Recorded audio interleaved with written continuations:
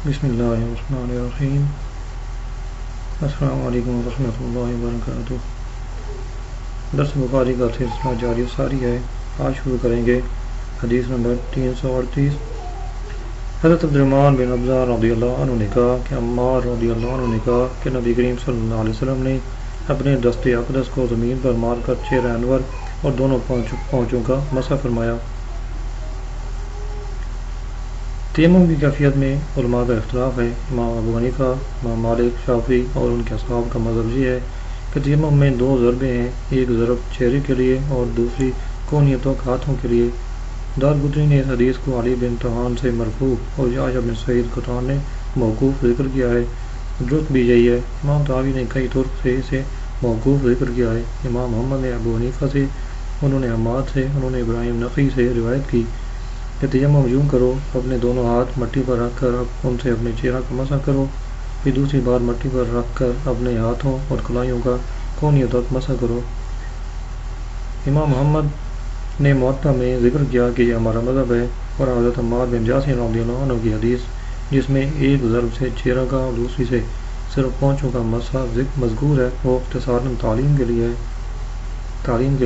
فرمایا کہ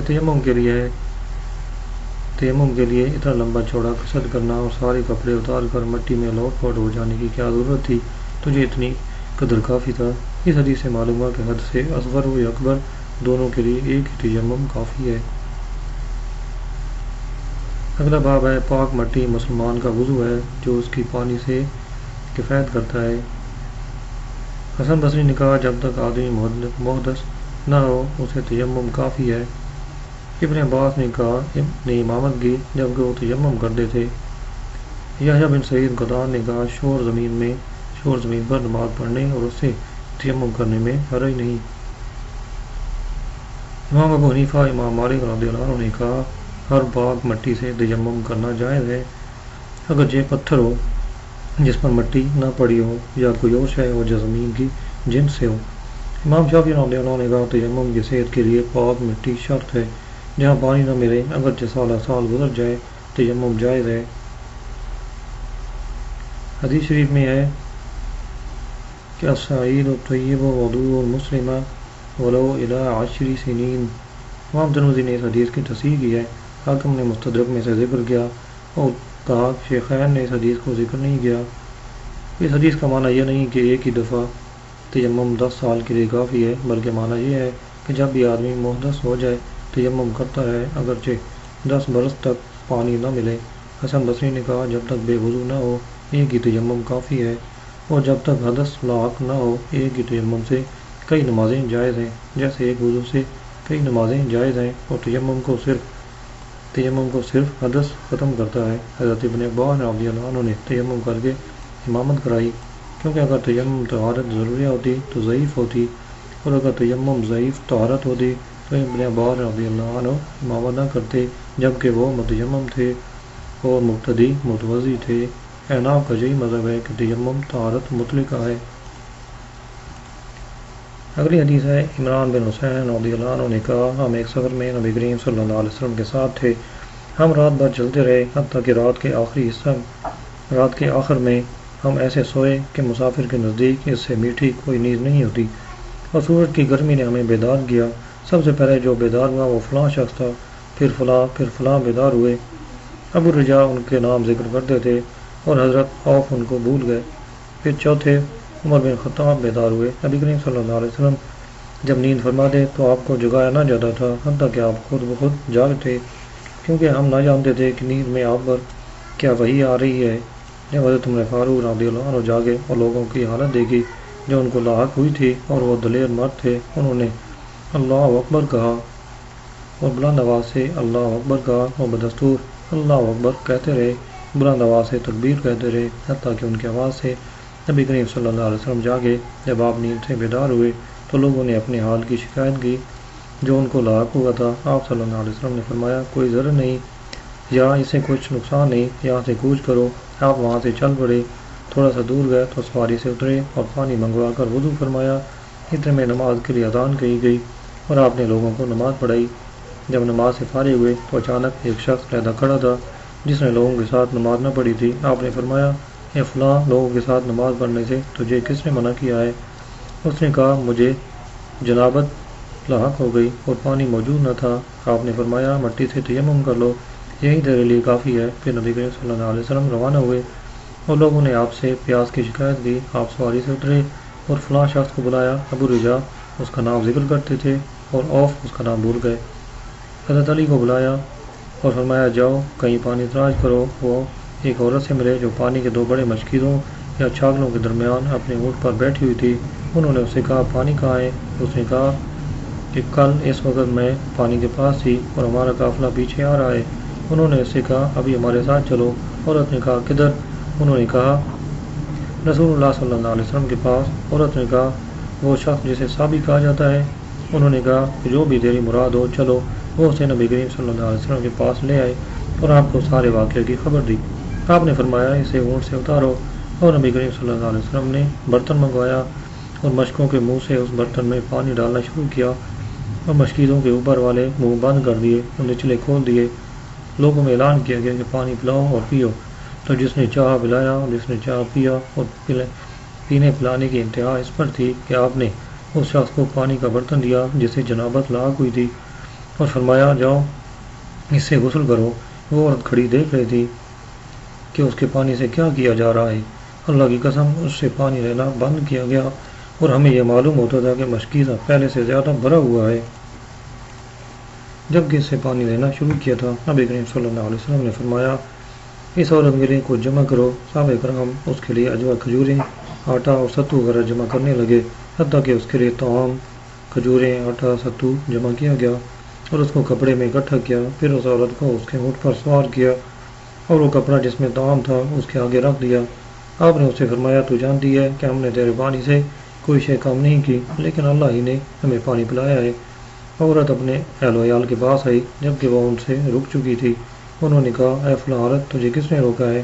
اس نے کہا تعجب نے روکا ہے، مجھے دو شخص ملے اور اس شخص کے پاس لے گئے جس کو صحابی کہا جاتا ہے۔ اس نے ایسا کیا، اللہ کی قسم وہ اس کے اور اس کے درمیان سب لوگوں سے بڑا جادوگر ہے، اور اپنی دونوں انگلیوں درمیانی اور شہادت والی سے اشارہ کر کے ان کو آسمان کی طرف اٹھایا۔ وہ زمین اور آسمان کا قصد کرتی تھی یا وہ یقیناً اللہ کا رسول ہے۔ اس واقعہ کے بعد مسلمان اس کے گرد و نواح کے مشرقوں پر حملہ کرتے اور اس گاؤں پر حملہ نہ کرتے تھے جس میں وہ رہتی تھی۔ اس نے ایک روز اپنی قوم سے کہا میں کیا دیکھتی ہوں کہ یہ لوگ تم کو قصداً چھوڑ جاتے ہیں، تم پر حملہ نہیں کرتے، تمہیں اسلام میں رغبت ہے؟ انہوں نے اس عورت کی اطاعت کر لی اور سب اسلام میں داخل ہو گئے۔ امام بخاری نے کہا صبا یعنی ایک دن سے دوسرے دن کی طرف نکلا۔ ابو العالیہ نے کہا صاحبین اہل کتاب کا ایک فرقہ ہے جو زبور پڑھتے تھے۔ لفظ اسبو کا معنی ہے مائل ہو جاؤں گا۔ حدیث کی تشریح۔ اس سفر کی تعین میں اختلاف ہے جس میں صبح کی نماز قضا ہو گئی تھی۔ صحیح مسلم کی روایت میں حضرت ابو ہریرہ رضی اللہ عنہ کی حدیث میں خیبر سے واپسی کا واقعہ ہے۔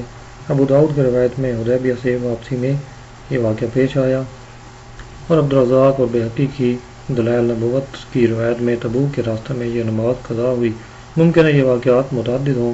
امام بخاری رحمۃ اللہ علیہ نے علامات نبوت میں ذکر کیا کہ سب سے پہلے حضرت ابوبکر صدیق رضی اللہ عنہ بیدار ہوئے اور چوتھے بیدار ہونے والے حضرت عمر فاروق رضی اللہ عنہ تھے۔ دوسرے اور تیسرے نمبر پر بیدار ہونے والے متعین نہیں ہیں۔ ہو سکتا ہے کہ عمران بن حسین جو اس حدیث کے راوی ہیں وہ دوسرے ہوں اور تیسرے وہ ہوں جو اس کے صحیح روایت میں عمران سے شریک تھے۔ اگر یہ سوال ہو کہ سرور کائنات صلی اللہ علیہ وسلم کا دل بیدار رہتا ہے اگرچہ آنکھیں سو جائیں، تو اس وادی میں آپ سے صبح کی نماز کیسے فوت ہو گئی؟ تو اس کا جواب یہ ہے کہ لیلۃ العریس میں آپ کی نماز کا فوت ہو جانا نیند کی حالت میں آپ کو نسیان ہو جانے کے باعث تھا، جیسے بیداری کی حالت میں نسیان کی وجہ سے نماز فوت ہو جاتی ہے۔ اللہ تعالیٰ نے تشریع قضا کی حکمت کی وجہ سے آپ کو نیند کی حالت میں بلا دیا تاکہ امت کے لیے نماز فوت ہو جانے کی صورت میں قضا کا طریقہ واضح ہو جائے۔ علامہ عینی نے کہا سرور کائنات صلی اللہ علیہ وسلم کی نماز کا فوت ہو جانا ایک ایسے عمر کے باعث تھا جس کا اللہ تعالیٰ نے ارادہ فرمایا، اور وہ قضا کے حکم کا اثبات اور اس کی مشروعیت کا اظہار تھا۔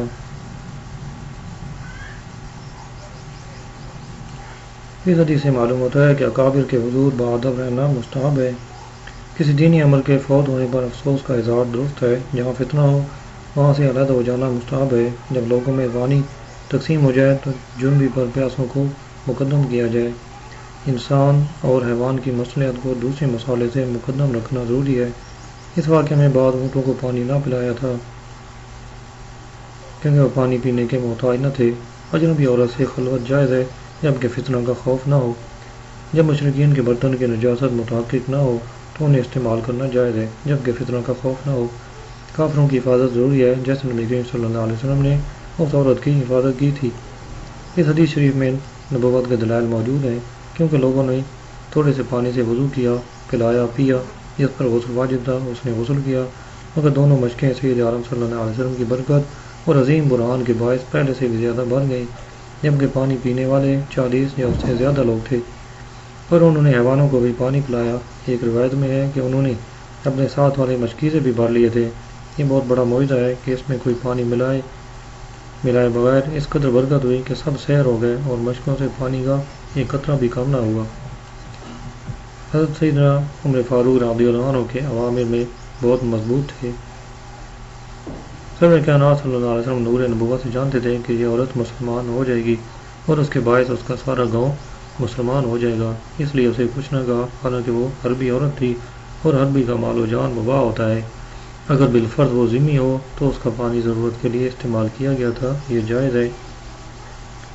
ابو عبداللہ امام بخاری رحمۃ اللہ علیہ کی مراد یہ ہے کہ اس حدیث میں مذکور لفظ صحابی اور وہ لفظ صحابی جس کو ابو العالیہ نے ذکر کیا اس میں فرق بیان کرے۔ عورت کے کلام میں مذکور لفظ صحابی صبا یصبو سے ہے جس کا معنی میلان ہے۔ قریش نبی کریم صلی اللہ علیہ وسلم کو صحابی کہتے تھے کیونکہ آپ نے ان کے دین کو ناپسند کیا تھا اور دین اسلام کی طرف مائل تھے، اور صاحبون جن کو ابو العالیہ نے ذکر کیا ہے وہ صبا یصبا سے ہے جب کوئی دوسرے دین میں چلا جائے۔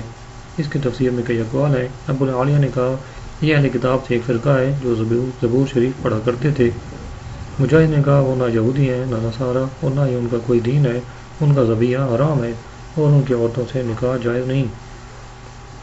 ابن زید نے کہا یہ لوگ جزیرہ موصل میں رہتے ہیں، لا الہ الا اللہ پڑھتے ہیں، وہ کسی نبی کو نہیں مانتے اور نہ ہی کسی کتاب کو تسلیم کرتے ہیں۔ قتادہ اور ابو جعفر راوی نے کہا یہ لوگ فرشتوں کی پوجا کرتے ہیں، قبلہ کی طرف نماز پڑھتے ہیں اور زبور کی تلاوت کرتے ہیں۔ امام ابو حنیفہ نے کہا یہ لوگ فرشتوں کی پوجا کرتے ہیں، قبلہ کی طرف نماز پڑھتے ہیں اور زبور کی تلاوت کرتے ہیں۔ امام ابو حنیفہ رضی اللہ عنہ نے کہا یہ لوگ نبوت کا اعتقاد کرتے ہیں، نہ ان کو کوئی علیحدہ کتاب ہے، نہ ان کی کوئی علیحدہ کتاب ہے جس پر وہ عمل کرتے ہیں۔ ان کی عورتوں سے نکاح جائز ہے اور ان کا ذبیحہ کھایا جا سکتا ہے۔ امام ابو یوسف اور محمد رحمۃ اللہ علیہ نے کہا یہ لوگ ستاروں کی پرستش کرنے والے ہیں، ان کی عورتوں سے نکاح جائز نہیں اور نہ ہی ان کا ذبیحہ جائز ہے۔ بہرکیف یہ اختلاف صحابی کی تفسیر کے اختلاف پر مبنی ہے۔ اگلا باب ہے جب جنبی مرض یا موت کا خوف کرے یا اسے پیاس کا خوف ہو تو تیمم کرے، غسل نہ کرے۔ ذکر کیا جاتا ہے کہ حضرت عمر بن عاص رضی اللہ عنہ سخت سرد رات میں جنبی ہو گئے تو انہوں نے تیمم کیا اور مذکورہ آیت کی تلاوت کی، پھر اسے نبی کریم صلی اللہ علیہ وسلم سے ذکر کیا تو آپ نے اس پر کوئی انکار نہ فرمایا۔ اگلی حدیث ہے حضرت ابو موسیٰ اشعری رضی اللہ عنہ نے عبداللہ بن مسعود رضی اللہ عنہ سے کہا جب کسی کو پانی نہ ملے تو وہ نماز نہ پڑھے۔ عبداللہ بن مسعود رضی اللہ عنہ نے کہا اگر اس صورت میں لوگوں کو میں رخصت دوں تو جب ان سے کوئی سردی محسوس کرے تو اس طرح کرے گا، یعنی تیمم کر کے نماز پڑھ لے گا۔ ابو موسیٰ رضی اللہ عنہ نے کہا میں نے کہا حضرت فاروق اعظم رضی اللہ عنہ سے عمار بن یاسر کا قول کہاں گیا؟ عبداللہ بن مسعود نے کہا میں نے حضرت عمر فاروق رضی اللہ عنہ کو نہیں دیکھا کہ انہوں نے عمار کے قول پر قناعت کی ہو۔ حدیث کی تصحیح حضرت عمر بن عاص رضی اللہ عنہ کا سخت سرد رات میں جنبی ہونے کا واقعہ غزوہ ذات السلاسل میں پیش آیا۔ آیت کریمہ سے استدلال کی وجہ یہ ہے کہ سخت سردی میں پانی کا استعمال کبھی ہلاک کر دیتا ہے اور جو شے ہلاکت کا سبب بنے اسے اللہ تعالیٰ نے منع فرمایا ہے، اور سید عالم صلی اللہ علیہ وسلم کا اس پر انکار نہ کرنا اس کی تائید کرتا ہے، لہذا یہ جنبی کے لیے جواز تیمم کی حجت ہوا۔ اگلی حدیث ہے شقیق بن سلمہ نے کہا کہ میں عبداللہ بن مسعود اور حضرت ابو موسیٰ اشعری رضی اللہ عنہ کے پاس موجود تھا ابو موسیٰ نے عبداللہ بن مسعود سے کہا، اے ابو عبد الرحمن، آپ بتائیں، جب کوئی جنبی ہو جائے اور اسے پانی نہ ملے تو وہ کیا کرے؟ عبداللہ رضی اللہ عنہ نے کہا، وہ نماز نہ پڑھے حتیٰ کہ اسے پانی مل جائے۔ ابو موسیٰ رضی اللہ عنہ نے کہا، عمار کے قول کا کیا کرو گے؟ جبکہ اسے نبی کریم صلی اللہ علیہ وسلم نے فرمایا، تجھے یہی کافی تھا۔ عبداللہ نے کہا، کیا تم نے عمر رضی اللہ عنہ کو دیکھا نہیں کہ انہوں نے اس پر قناعت نہ کی؟ ابو موسیٰ رضی اللہ عنہ نے کہا، عمار کا قول چھوڑو، اس آیت کو کیا کرو گے جس میں جنبی کو غسل کا حکم ہے؟ حضرت عبداللہ نے اس کے جواب میں کچھ نہ کہا اور یہ کہا کہ اگر ہم لوگوں کو اس میں رخصت دے دیں تو جب کسی کو سردی محسوس ہوگی وہ پانی چھوڑ کر تیمم کر لیا کرے گا۔ اعمش نے کہا، میں نے شفیق سے کہا، حضرت عبداللہ بن مسعود نے جنبی کے لیے تیمم اس لیے اچھا نہ جانا؟ شفیق نے کہا، جی ہاں۔ حدیث کی تشریح، یعنی عنقریب ایسا حال ہوگا کہ کوئی شخص سردی کے ڈر سے تیمم کر لیا کرے گا، اس لیے عبداللہ نے تیمم اچھا نہ سمجھا۔ اس حدیث سے معلوم ہوتا ہے کہ آیت کریمہ اولا مستم النساء میں ملامسہ سے مراد جماع نہیں، صرف بشرتین کا اجتماع مراد ہے، اور تیمم وضو کا بدل ہونے کو یہ لازم نہیں کہ وہ غسل کا بھی بدل ہو جائے، مگر بعض علماء نے کہا کہ عبداللہ بن مسعود رضی اللہ عنہ نے اس فتویٰ سے رجوع کر لیا تھا، اس لیے امام ابو حنیفہ رضی اللہ عنہ نے کہا کہ مقیم جنبی جب سردی سے خائف ہو تو تیمم کر لے۔ حضرت عمر فاروق رضی اللہ عنہ نے اس لیے تیمم نہ کیا کہ آخر وقت تک ان کو پانی حاصل ہو جانے کی توقع تھی، یا ان کے اجتہاد میں یہ تھا کہ تیمم کی آیت صرف حدث اصغر کے ساتھ ہے اور جنبی تیمم نہیں کر سکتا۔ اگلا باب ہے تیمم ایک ضرب ہے۔ اعمش نے شقیق سے روایت کی کہ میں عبداللہ بن مسعود اور ابو موسیٰ رضی اللہ عنہ کے ساتھ بیٹھا ہوا تھا کہ ابو موسیٰ نے عبداللہ بن مسعود رضی اللہ عنہ سے کہا، اگر کوئی آدمی جنبی ہو جائے اور اسے مہینہ بھر پانی نہ ملے، کیا وہ تیمم کر کے نماز پڑھے؟ پھر اس آیت کریمہ کا جو سورہ مائدہ میں ہے، کیا کرو گے کہ اگر پانی نہ پاؤ تو پاک مٹی سے تیمم کر لو؟ عبداللہ بن مسعود نے کہا، اگر لوگوں کو اس کی رخصت دے دی جائے تو قریب ہے کہ جب پانی ٹھنڈا ہو وہ مٹی سے تیمم کر لیا کریں گے۔ میں نے کہا، اس لیے تیمم کو مکروہ جانتے ہو؟ کہا، ہاں۔ ابو موسیٰ اشعری رضی اللہ عنہ نے کہا، کیا آپ نے عمار کا عمر فاروق رضی اللہ عنہ کے ساتھ کلام نہیں سنا کہ رسول اللہ صلی اللہ علیہ وسلم نے مجھے کسی کام بھیجا، میں وہاں جنبی ہو گیا، مجھے پانی نہ ملا، میں مٹی میں لوٹ پوٹ ہو گیا جیسے جانور لیٹتا ہے، پھر میں نے نبی کریم صلی اللہ علیہ وسلم سے یہ ذکر کیا تو آپ نے فرمایا، تجھے صرف یہی کافی تھا، اور اپنا ہاتھ ایک بار زمین پر مارا، پھر اسے جھاڑا اور اسے دائیں ہاتھ کی پشت کا بائیں ہاتھ سے یا بائیں ہاتھ کی پشت کا دائیں ہاتھ سے مسح کیا، پھر دونوں ہاتھوں سے چہرہ انور کا مسح کیا۔ عبداللہ بن مسعود رضی اللہ عنہ نے کہا، کیا آپ نے عمر فاروق رضی اللہ عنہ کو نہیں دیکھا کہ انہوں نے عمار کے قول پر قناعت نہیں کی؟ حضرت یعلا بن عامش سے انہوں نے شقیق سے زیادہ کلام یہ ذکر کیا کہ میں عبداللہ بن مسعود اور ابو موسیٰ کے ساتھ تھا۔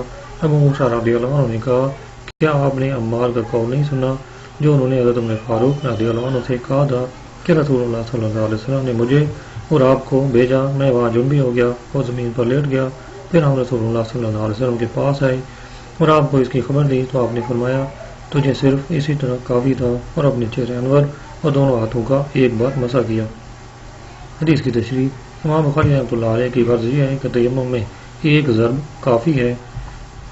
احناف کے نزدیک مذکورہ ضرب تعلیم کے لیے ہے، کامل تیمم کی تفسیر مقصود نہیں، کیونکہ اللہ تعالیٰ نے آیت کے شروع میں وضو میں کونیوں تک ہاتھ دھونے فرض فرمایا ہے، پھر تیمم میں فرمایا کہ فامسحوا بوجوہکم وایدیکم، اس میں ہاتھ کو مطلق ذکر کیا ہے، لہذا یہ وہی ہاتھ ہے جس کو وضو میں کونیوں سے مقید کیا ہے، لہذا تیمم بھی کونیاں داخل ہیں جیسے وضو میں داخل ہے۔